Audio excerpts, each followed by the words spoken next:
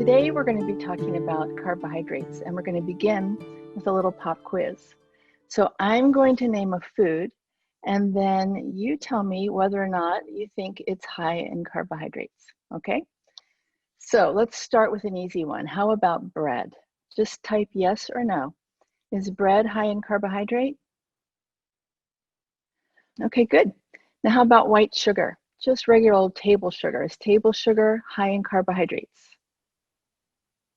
Okay. Now, here's a trickier one. How about sugar-free, non-nutritive, natural sweeteners like xylitol, mannitol, sorbitol, and in Europe, I think you'll see that as E967 on your packages. Is that a carbohydrate? How about baked potato? Okay. What about wheat bran and psyllium husks? Are those carbohydrates? Okay. What about green vegetables? Kale, broccoli, Brussels sprouts, are they carbohydrate? Thank you for all these answers, everybody. What about beans? Black beans, chickpeas, pinto beans, are they high in carbohydrate? Good. And last one, how about fresh fruit? Yeah, Kari brings up a good point because some of these things are not only carbohydrate, but they also have fiber and protein. So thank you for sharing all that. Some of it was a little bit of a trick question because the answer is actually they are all high in carbohydrates. And it just depends on what kind of carbohydrates they are. So we're going to dig into that now.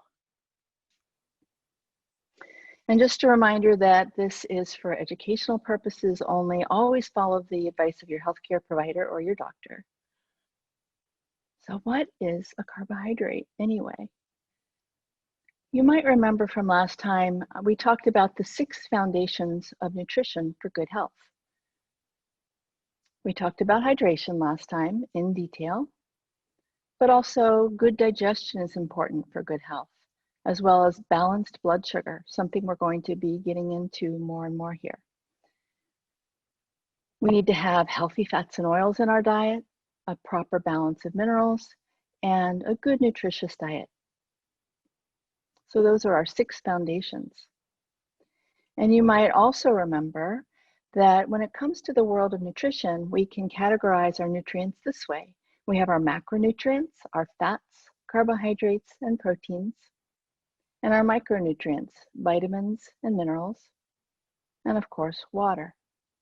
And today, we're going to narrow our focus on carbohydrates.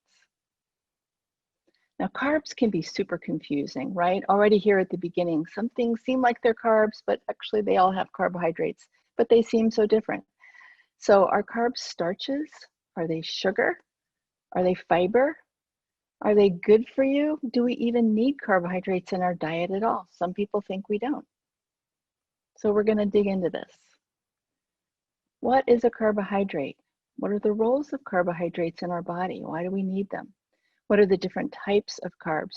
And this is something I think will be really interesting for you so that you can have an understanding to make better food choices, the different types of carbohydrates. Which ones are healthy? Which ones may not be so healthy? And how much carbohydrate should we have in our diet each day? Who doesn't love the taste of carbs, right? Rice, pasta, oatmeal, cake, pies, cookies, potatoes. There's something about these starchy, chewy, yummy foods that are just super satisfying. And carbs seem to almost grant you superpowers. You eat carbohydrates and you get energy. You eat carbohydrates and you have more mental clarity. And you eat something like a muffin and you might even feel more motivated in the next few minutes. And carbs can even bring a sense of happiness. But we all know that you can overdo carbs and you can end up cranky or bloated or have a stomach ache or even needing a nap like this woman here. Have you ever heard of the term carb coma? And yet, a few hours later, we're ready to reach for another Texas-sized pecan, cranberry, chocolate chip muffin, ready to do it all over again. What is it about carbs that draws us in, makes it hard to stop, and keeps us coming back for more? And I want you to remember these questions because we're going to circle around back to this at the end. So first, what is a carbohydrate? Well, plants make carbohydrates as they gather energy from the sun. And then we eat those plants and they pass the energy on to us.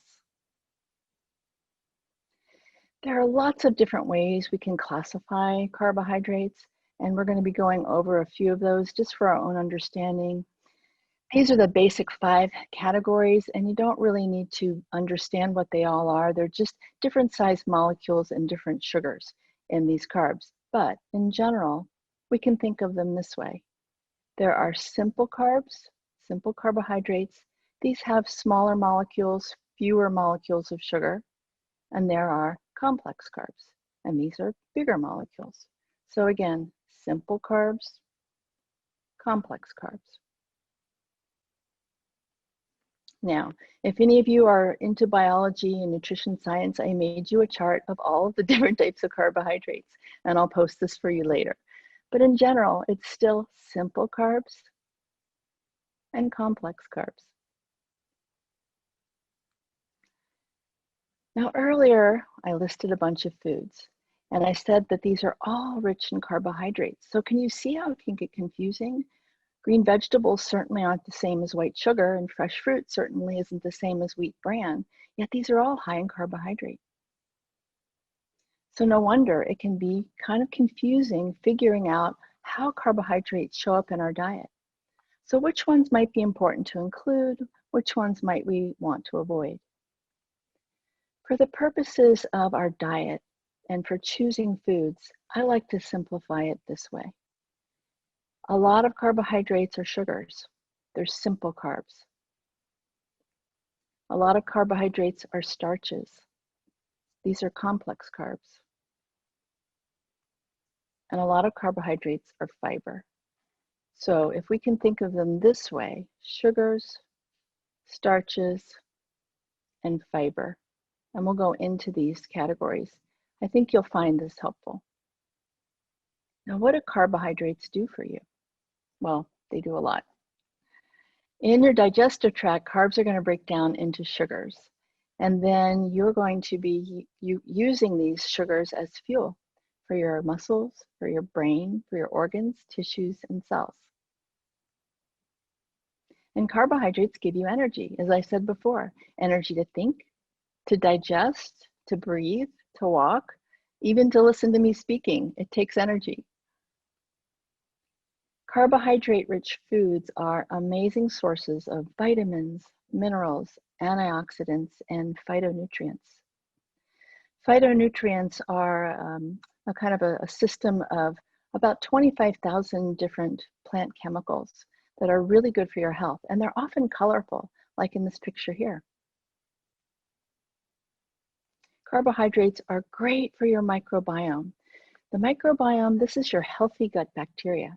And what's interesting about carbohydrates and the microbiome is that all the way from your mouth down through your digestive tract to where the food comes out, all along there are different types of microbes that populate your digestive tract.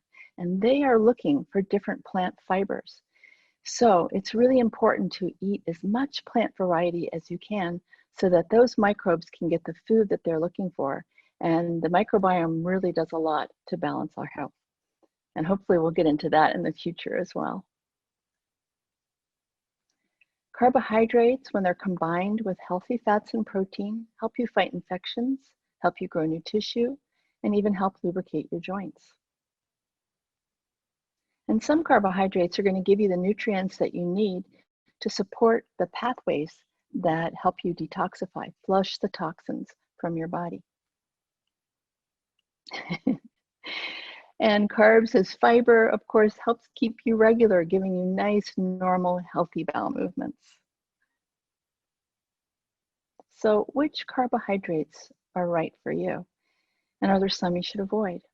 So let's go into those 3 categories of carbohydrate that I mentioned.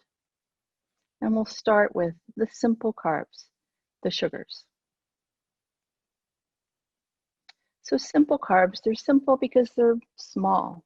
They just have one or two molecules of sugar, and you might recognize some of these names.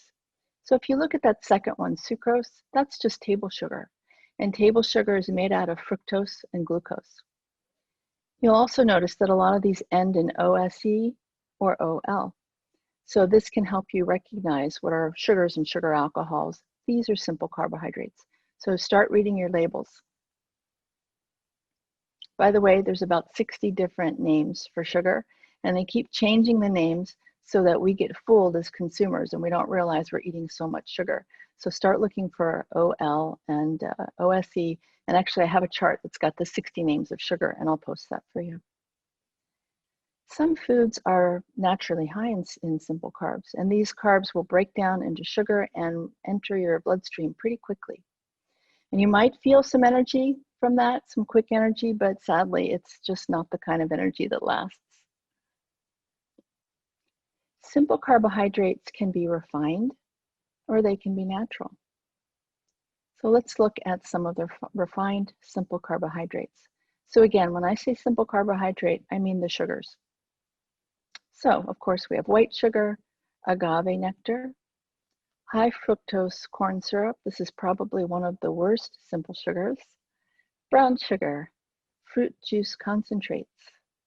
Conventional cow milk is high in a sugar called lactose. Some non-nutritive sweeteners, candy, soda, and beer. Refined simple carbohydrates. And then we have unrefined natural simple carbohydrates, like coconut sugar, date sugar, grade B maple syrup, raw unfiltered honey, raw or organic dairy, and organic fruit and dried fruit. They're natural, but they're high in these natural, unrefined, simple carbohydrates. So if you have to have sugar, if you have to have something sweet for your tea or coffee, at least if you can, consider favoring the unrefined natural sugars, as they do have some nutrients, but in general, it's best to minimize the simple sugars. And in the future, if you want, I have a whole talk just on sugar. If you need some motivation to lower your sugars, we can just talk about that for about 30 minutes. Now, a word of caution about these simple carbohydrates. Fast burning fuel, like simple carbs, the sugars, they pass into your blood quickly and they cause your blood sugar levels to spike. And while going into the physiology of managing blood sugar is more than we can do in this talk, that's actually a whole other talk I'd love to get to with you. Just know that high blood sugar is really inflammatory and damaging to our blood vessels. So what happens is when the blood sugar goes high, it sets out a state of alarm to the body. And your body's going to do its best to lower that blood sugar as quickly as it can. So your body will use some of that sugar in the moment for energy. But it's going to store some. First, it'll store some in your liver. It'll store some in your muscles. And then the excess is going to get stored as adipose tissue or fat. According to the World Health Organization, simple carbs, the sugars, are a leading cause of obesity. And we used to think that obesity was from eating too much fat, but now we know better. We know that the way we metabolize fat is very different from the way we metabolize protein or the way we metabolize carbs. So carbs, fat, and protein are all metabolized differently. A calorie is not a calorie. So let's talk about what happens when we have too much sugar, too much of these simple carbohydrates. So too much sugar can cause depression, anxiety, and mood swings. You may have experienced that. Can lead to type 2 diabetes. Can weaken your immune system, leach minerals from your body, and can increase the risk of certain cancers. Too much sugar can cause fatigue, even exhaustion, can make you grumpy, irritable, can accelerate aging, and can lead to fatty liver, non-alcoholic fatty liver disease. And as many as 31% of adults actually now have fatty liver and 13% of kids, and this number is rising. We're just eating too much sugar, too many simple carbohydrates. Diets high in simple carbs can create food cravings, can raise cholesterol. They're bad for your teeth, can raise blood sugar, and can even lead to addictive behaviors around food. And some simple carbs, particularly fructose, so be on the lookout for high fructose corn syrup, will rapidly convert to belly fat. We metabolize it very differently than even table sugar, and convert to total body fat. But what's worse is that it can also contribute to visceral fat. And visceral fat, this is the fat around our organs. And you can be a thin person and still have visceral fat. Visceral fat is dangerous. It's associated with high blood pressure, with increased risk of stroke, increased risk of cardiovascular disease, high cholesterol. It's just bad news in general. Consuming too many carbs is associated with hormone imbalances and, in some cases, infertility. And when people have just too much sugar or too many carbs, it can cause these blood sugar swings, these highs and lows that can sometimes make you tired during the day, but then you can't sleep at night. So either have trouble falling asleep at night, or you just wake up in the middle of the night for no reason. So when someone comes to see me and they say they have insomnia, or they wake up in the middle of the night or early morning, the first thing I'm thinking is, how much sugar are they eating? Or how many simple carbohydrates? Or even how many carbohydrates in general? Is their blood sugar balanced? Or are they having these blood sugar highs and lows? Simple carbs can lead to candida overgrowth, and this can present as yeast infections and really just be part of this general milieu of inflammation that leads to cardiovascular disease. So I made you a little chart of everything that I just said, and I'll list that for you on HeartSpace. So I hope it's pretty clear that eating too many simple carbohydrates, whether refined or unrefined, refined or natural, should be reduced and or even avoided. Just depends on your bio-individuality and how you handle sugar. But there's good news. Did you know that you can retrain your taste buds in as little as 3 days? So sometimes people find when they cut back on sugar or simple carbs, and then they go back to even a taste of an apple, it can taste really, really sweet.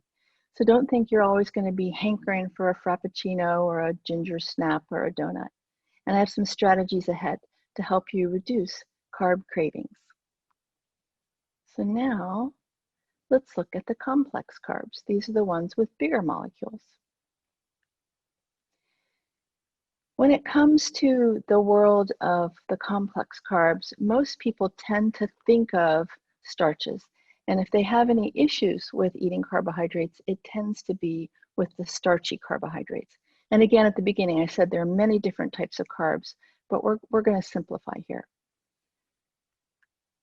So starches have the bigger molecules, bigger than the simple carbs, bigger than the sugars. They're digested more slowly, and they don't raise blood sugar as quickly. So that's why eating a sweet potato is different than having a teaspoon of sugar. And in fact, these natural starchy carbs have a lot of nutrients in the form of vitamins, minerals, fiber, antioxidants, and phytochemicals. So especially if you're eating starchy carbs, look for the colorful ones. So fruits, beans, legumes, and grains, they're good sources of complex carbs. So those are good for you, right? You know, they're fine for most people. But some vegetables are particularly starchy complex carbs. And if someone is going to have problems with a complex carb, it's often these starchy ones. People find if they eat a lot of these starches, they might put on weight easily, or they might be subject to some of those blood sugar highs and lows, especially if you just eat this alone. Like say you sat down and you just had a bunch of corn and nothing else, or you just had a big bowl of mashed potatoes and nothing else. So no butter, nothing.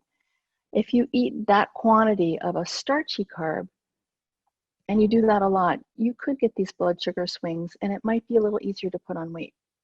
So some people have to be on the lookout for these. Also, some people are sensitive to the complex starchy carbs, and some people are just fine with them.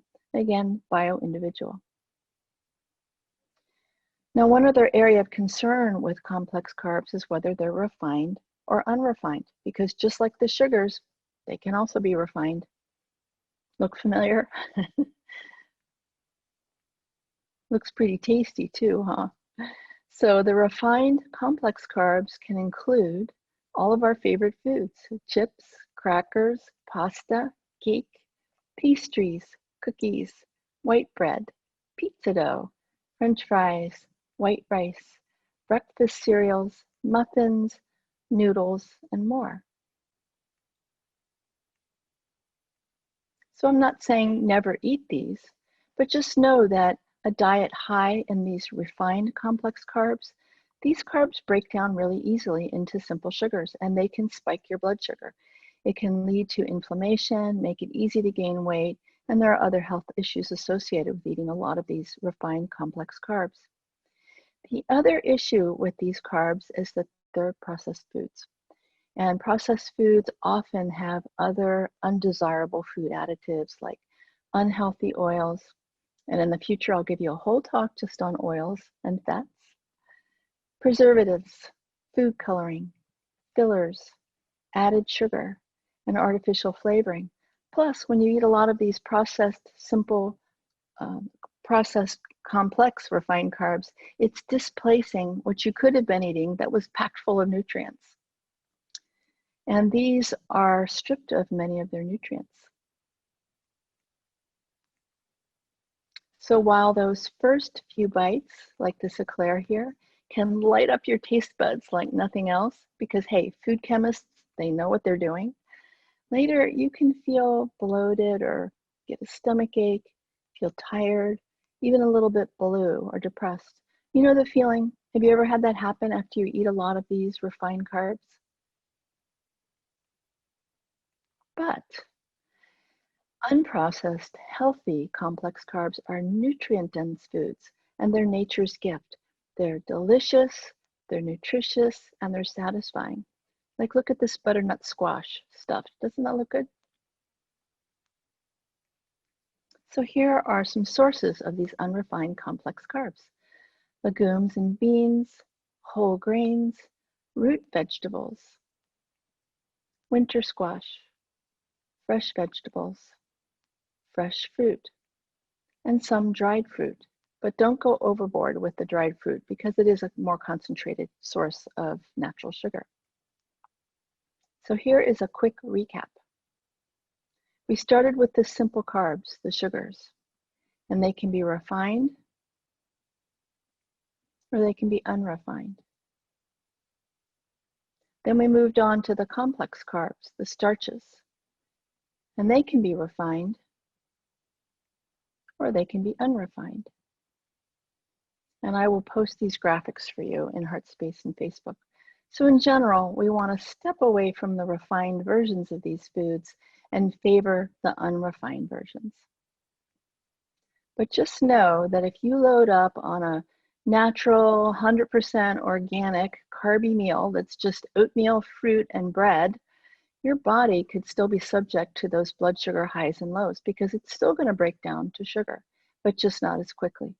So one strategy could be to balance your macronutrients by pairing your carbohydrates up. Pair it up with healthy fats. So healthy fat would be like avocado oil, olive oil, butter, ghee, coconut oil, as long as those oils agree with you. Pair up your carbs with healthy protein. So healthy protein would be like cheese, yogurt, eggs, fish, or pastured meats, depending on what kind of protein you like to eat. And then when you eat carbohydrates, be sure to include high fiber foods. So this is a great strategy if you want to eat more carbohydrates or just eating them in general. Pair them up with fats, proteins, and high fiber foods. And we'll talk more about fiber in a minute. So people often ask me, well, how much carbohydrate should I be eating every day? I like to think more about ratios and balancing macronutrients rather than giving amounts. So in general, think about maybe 40% of your calories coming from fats each day. and maybe 30% of your calories coming from protein, and about 30% coming from carbohydrates. Now, this is super, super bio-individual, and it's going to fluctuate widely. Everyone's needs are uniquely theirs, uniquely yours. Some people do better with lower protein or higher protein. Some people do better on a slightly lower fat diet, and some people can do well on a very high fat diet. And so, similar with carbohydrates, some people really can't tolerate a lot of carbohydrate, and some can tolerate more. But just remember, when it comes to the world of carbohydrates, all vegetables have carbohydrate. So people who say they're on a low-carb diet are often still eating carbohydrates. Now we get to talk about my favorite category of carbohydrates, fiber. Fiber is a carbohydrate that comes from the cell wall of plants, largely from cellulose. And I think it's possibly the most important type of carbohydrate. Unlike the other carbs, fiber doesn't break down into simple sugars, so you don't get blood sugar spikes and lows, and it doesn't cause weight gain. There's a lot of health benefits from eating fiber. So let's look into those. Fiber can help protect you from cardiovascular disease, can feed your microbiome, your healthy gut bacteria, to keep your whole body healthy. Fiber helps you eliminate toxins and helps regulate the movement of food through your digestive tract. Believe it or not, fiber, a high fiber diet, can help you sleep better, can help regulate your hormones, and reduce the risk of some cancers. Fiber helps regulate your blood sugar and can reduce what's called the bad cholesterol and more. So now there are two types of fiber. There's soluble fiber and there's insoluble fiber. Soluble fiber, it's soft and it's sticky, and it dissolves in water to form a gel-like substance. It helps soften your stool so that you don't get constipated, so that the stool moves through your digestive tract. And by the way, doesn't that just look so good? A chia bowl. Foods high in soluble fiber, well, there's lots of them. Black beans, Brussels sprouts, sweet potatoes, avocado, broccoli, figs, nectarines, flax seeds, and oats. Lots and lots of fruits and vegetables are high in soluble fiber. This list are some that are particularly high. Then we have the insoluble fiber, sometimes referred to as roughage. So roughage passes through the digestive tract pretty much intact. We don't break it down. It's going to increase your stool bulk and help promote a nice healthy bowel movement. But another thing that's great about insoluble fiber is it's going to bind up any toxins in your body so that you can move them out of your body.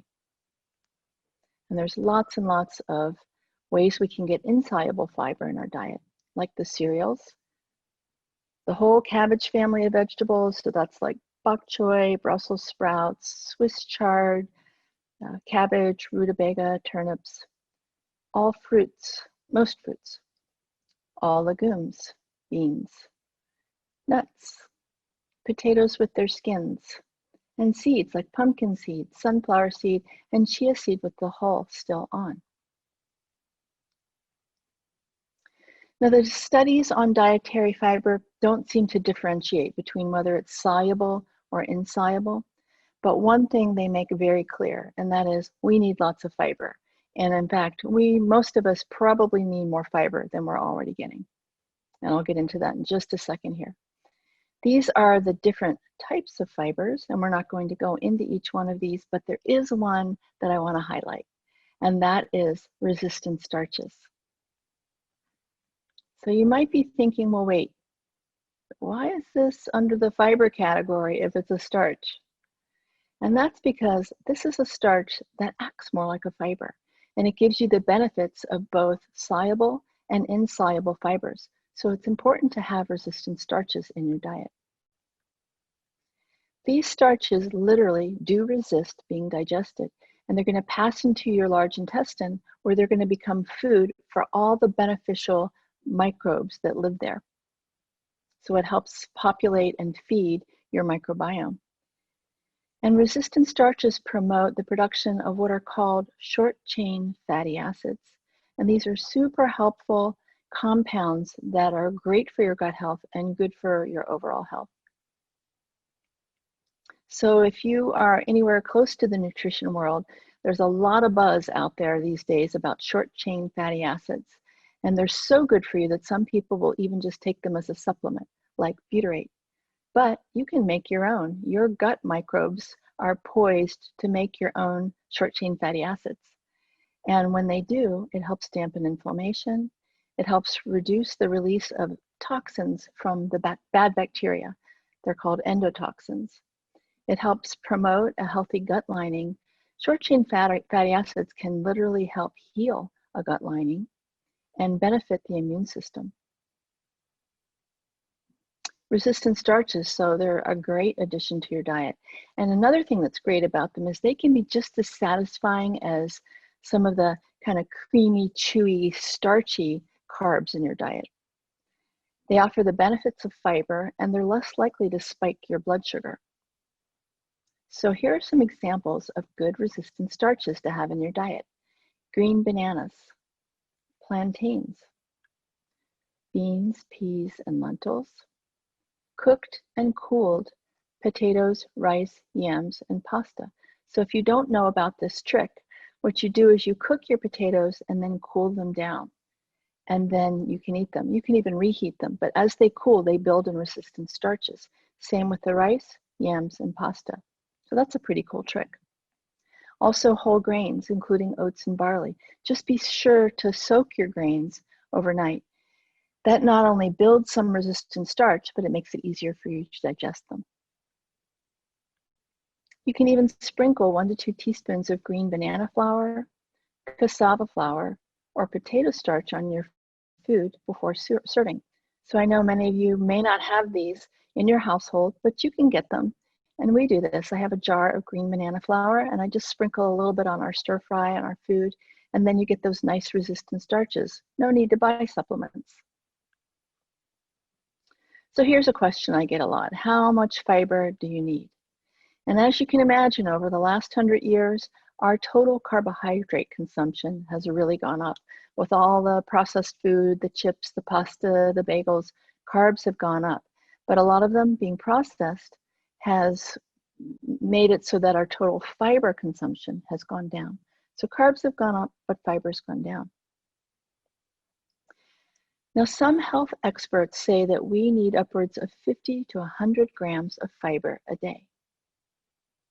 The American Heart Association says a minimum of 25 grams for women and 38 grams for men. But sadly, most of us are only eating 10 to 15 grams of fiber a day. So keep these numbers in mind, that we want a minimum of 25 to 38 grams or more. And here's some reference for you. A half cup of cooked kale has 2.3 grams of fiber. A medium apple has 4.4. A half an avocado, 4.6.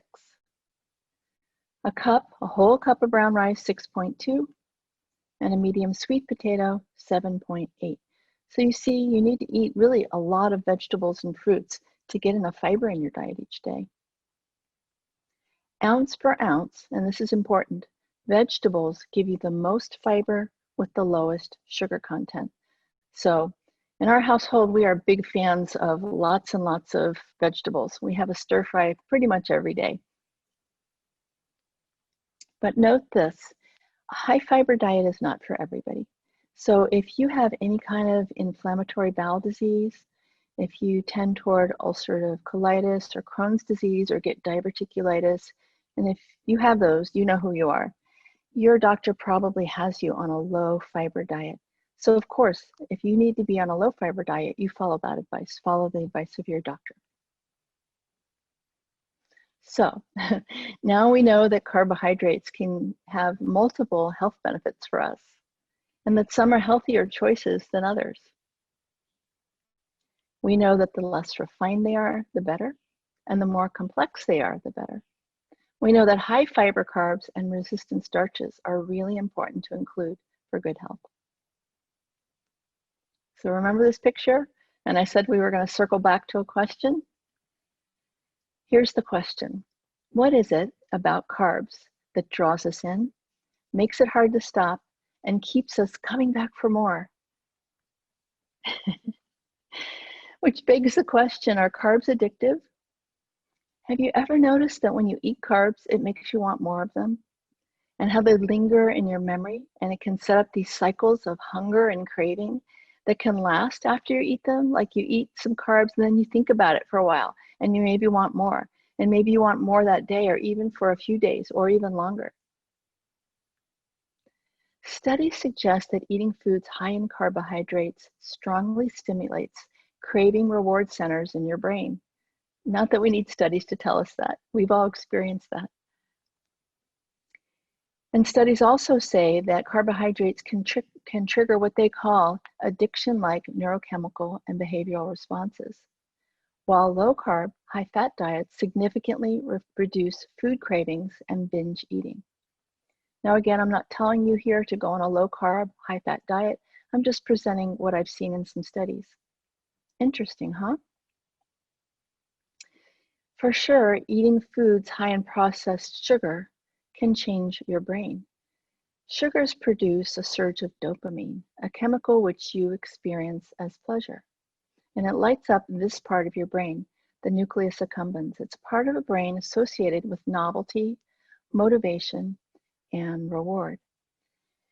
You know, the thing is, food chemists have been tinkering with our food for many decades now, and they've come up with a term called hyperpalatability. And what that means is they've found ways to make food taste beyond the way food really should taste. They found ways to make it taste saltier than it really should, ways to make it taste sweeter than it really should. And what that does is it gives that sense of novelty to the brain. Michael Pollan, who is a food journalist and a food activist and an author, he said it creates a form of astonishment for your brain, almost like an intoxication. And you've probably had that experience. You eat like a candy and part of you just goes, oh my gosh, that's amazing. And it sets up these feedback loops that create craving, and you want to experience it again. Here's another thing. Most carbs, when they're refined, can make you want to eat more food in general. Because what it does is it shifts these hormones that have to do with fullness and hunger. Those hormones are called leptin and ghrelin. And when you eat a lot of carbs, it kind of skews those hormones. So it's hard to tell when you're full, and you might find yourself hungrier than normal in general. Again, I'm not telling you don't eat carbs. I'm just giving you some information about what carbohydrates can do, especially the refined ones. So when it comes to carbs and controlling cravings, you know, sometimes less really is more. Now, what about those ultra low carb diets? Technically, don't we need carbs? Actually, we don't. The body can get energy from alternative fuels like fats. And there are some people who need to be on low carb diets, and they can thrive on these diets like paleo, AIP, GAPS, or the ketogenic diet. And if you have questions about these ultra low carb diets, we can get into that more another time or on the forum. But again, I'm not telling you to do the ultra low carb diet. I'm just saying for some people, they need that and it works for them. But I believe there is a place, a prominent place in the diet for balanced, healthy carbohydrates, especially when it comes to nurturing a healthy microbiome. What is nutritious for you is always going to be super bio-individual. There's no one-size-fits-all diet. So to finish up here, where do we get these healthy carbs? Well, all fresh fruits, all fresh vegetables, all root vegetables, all winter squash. See that yellow one there, delicata? That's my favorite. Super sweet. Some dairy. Now, milk does have that, that simple carbohydrate lactose. So conventional cow dairy, if you just drink milk, can spike your blood sugar. So it's best to at least get organic milk or favor cheese or yogurt. Sea vegetables, legumes, whole grains. And bonus points and high five if you're eating high fiber. or complex carbs, or resistant starches. So some final tips before we go. Remember the ratios. About 30% of your calories each day coming from carbs. Could be less, could be more. Try to get at least 25 to 38 grams of fiber a day, or even upwards of 50 to 100 grams.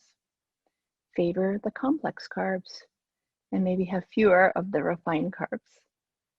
And you can use an app to help you track your carbohydrate ratios and fiber intake for a few days.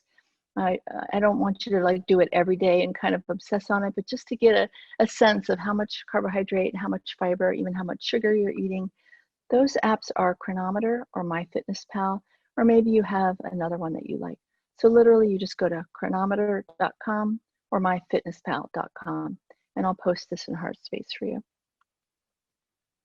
I'm also going to leave you with this graphic. Again, it's just more than we could get into here.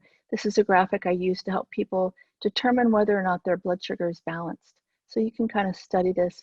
You're looking at how you feel before and after you eat. You're looking at your energy levels through the day and your emotional well-being regarding before and after meals. So you can kind of study that in your own time, and I'll be posting that. So as you reduce refined carbs in your diet and you opt in for more healthy versions, I hope you're going to have a lot of fun exploring all natural, nutrient-dense, complex carbohydrates and discover the natural sweetness of whole foods like fresh pumpkin or even sweet onions or a nectarine. So thank you for joining me today. I have a lot of references. And the last thing I'm going to ask is that you take a photo of your favorite carbohydrate food. Tell us why you like it and post it to Heartspace or to Facebook.